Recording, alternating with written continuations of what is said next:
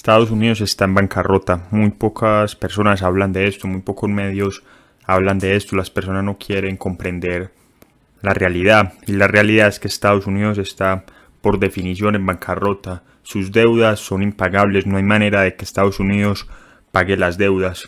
Si tomamos, por ejemplo, solo la deuda que todos conocen, la deuda pública de Estados Unidos, hace poco llegó a 27 billones de dólares. Y la única razón por la que Estados Unidos es capaz de pagar esa deuda, es capaz de servir esa deuda, es porque los intereses son increíblemente bajos.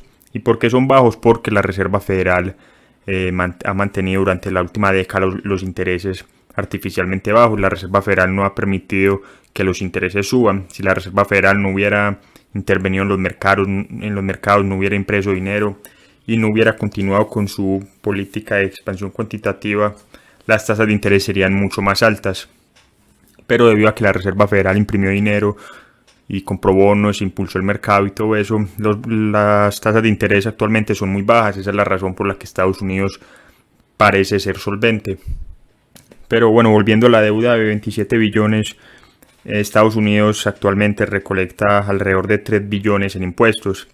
Es decir, si Estados Unidos implementara todos esos ingresos por impuestos a pagar la deuda, se demoraría 9 años pagando la deuda, y eso suponiendo que la deuda deje de aumentar, es decir, que los políticos dejen de incrementar la deuda, que dejen de monetizar la deuda con la Reserva Federal.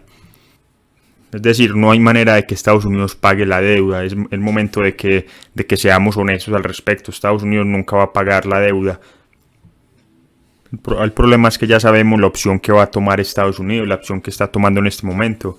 Estados Unidos, como prácticamente toda su deuda está denominada en dólares, y Estados Unidos es el único que puede imprimir dólares estadounidenses, Estados Unidos va a imprimir dinero para pagar su deuda. Eso es lo que va a hacer, y las personas, al menos los acreedores, deberían estar muy asustados al respecto. Estados Unidos va a seguir el mismo camino que han seguido muchos países en la antigüedad, como Venezuela, como Zimbabue, como Argentina, como Alemania. Todos estos países creyeron que tenían una ventaja, que podían imprimir dinero, que podían usar una imprenta para solucionar sus problemas.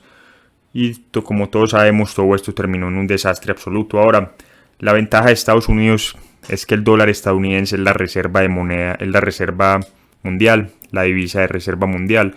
Por lo tanto, Estados Unidos ha sido capaz de exportar toda esta inflación a otros países. Es decir, todo el mundo, todos los bancos centrales tienen ciertas reservas en dólares. Esto es debido a que los bancos centrales tienen confianza en el dólar. Pero es nada más, eso es lo único que sostiene el dólar, la confianza. No hay oro respaldando al dólar, no hay nada de esto. Lo único que hay es confianza. Ahora va a llegar un momento donde toda esta impresión de dinero comience a reflejarse en el IPC. El IPC en algún momento en Estados Unidos va a comenzar a subir. Toda esta inflación en este momento se ha exportado a otros países, pero también ha regresado en cierta medida a Estados Unidos. Es decir, esta inflación se puede medir en Estados Unidos en la bolsa de valores, que no ha hecho sino subir a pesar de la crisis del coronavirus, a pesar de que las empresas han cerrado y han reportado pérdidas. Por alguna mágica razón, las bolsas han subido en Estados Unidos, las acciones han subido. Así que todo esto es inflación, toda esta especulación en Wall Street, toda esta supuesta apreciación, toda esta nueva riqueza creada, no es en verdad riqueza, es pura inflación. Todo este dinero barato de la Reserva Federal ha ido a parar a los bienes raíces en Estados Unidos, disparando las propiedades a la bolsa, a las acciones. Así que ahí es donde se está reflejando en este momento la inflación. Pero en algún momento la inflación va a comenzar a dirigirse al IPC, a los precios del consumidor. Y ahí es donde las cosas van a comenzar a ponerse realmente feas para Estados Unidos.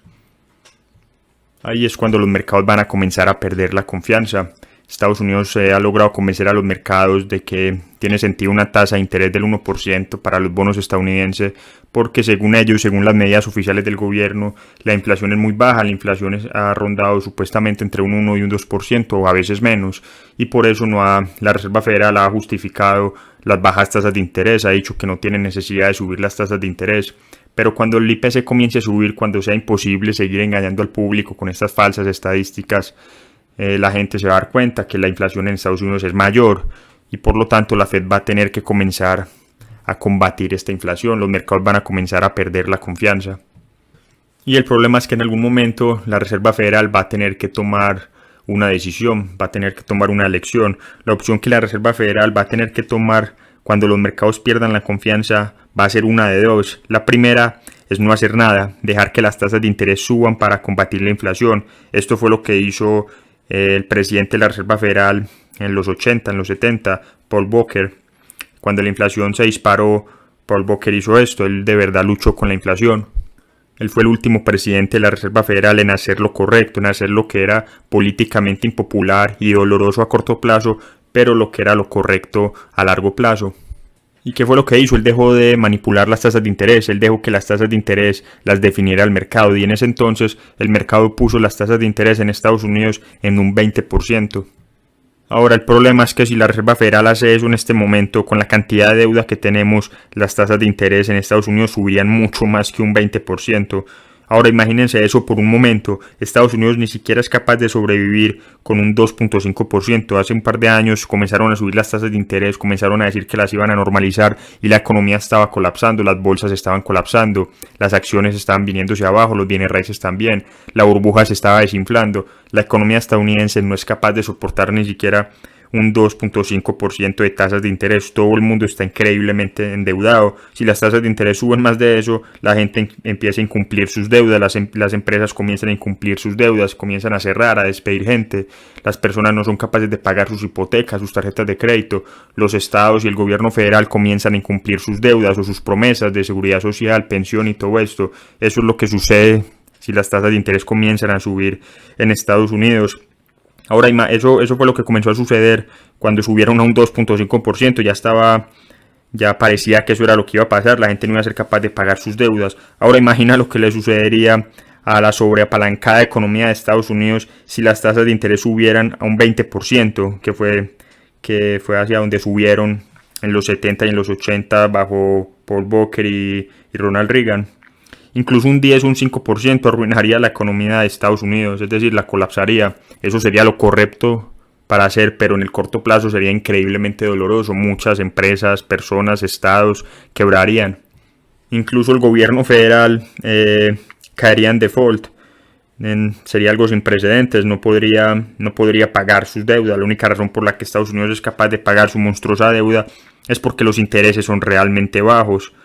Si los intereses subieran, Estados Unidos tendría que incumplir con su deuda. Ahora, la mayor parte de la deuda de Estados Unidos es a corto plazo, tiene que devolverla en 1 o 3 años. Por eso es que Estados Unidos está en una especie de deuda con tasa ajustable, con tasa variable.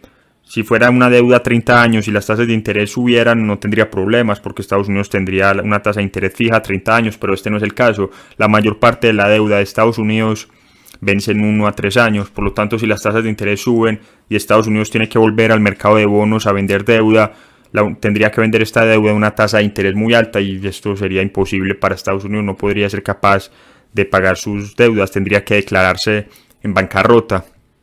Ahora, tendría que declararse en bancarrota si la Fed hace lo correcto, si la Fed hace lo que hizo Paul Volcker en el siglo anterior. Si la Fed hace lo correcto en este escenario, Estados Unidos se va a ver obligado a incumplir con los bonos del tesoro, no podrá pagar los intereses de la deuda y mucho menos será capaz de devolver el principal. Obviamente tampoco será capaz de pagar sus compromisos de seguridad social, Medicare y todos estos programas de bienestar.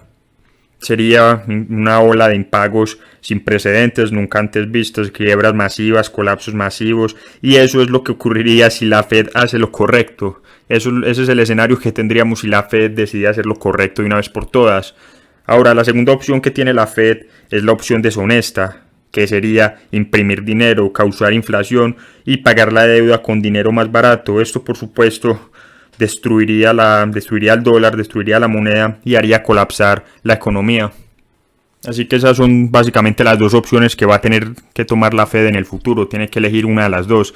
Tiene que elegir si el default, si hacer lo correcto, si aguantar el dolor en el corto plazo y no imprimir dinero, o la opción deshonesta, la peor opción de todas, que es imprimir dinero, matar al dólar, pagar a los acreedores con dólares devaluados y causar hiperinflación masiva. Esas son las dos opciones que va a tener que tomar la Fed en el futuro, y si bien es posible que logre aplazar esto más tiempo porque el dólar tiene todavía el estatus de la moneda de reserva mundial, en algún momento esto va a ocurrir. No es posible imprimir dinero para siempre, puede funcionar por un tiempo, pero a lo largo de la historia todos los países que han impreso dinero han terminado colapsando.